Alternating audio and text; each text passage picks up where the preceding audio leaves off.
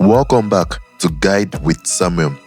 In this quick tutorial, I will walk you through how to use filters in Zapier, making your automation more precise.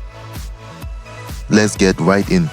Start by opening the Zap you want to work on and click Edit Zap.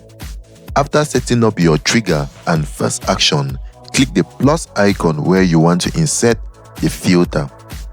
Now, choose Filter by Zapier. Then,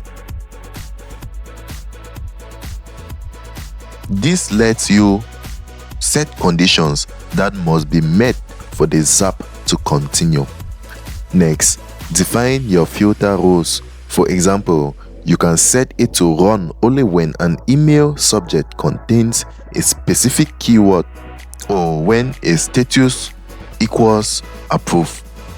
Once you have set the condition, Zapier will check it each time the Zap runs. If the filter matches, the automation continues. If not, it stops there. Finish by adding any remaining actions and click Publish to save and activate your filtered Zap. And that's that, guys. If you found this helpful, don't forget to like and subscribe to Guide with Samuel for more helpful tutorials. Thanks for watching.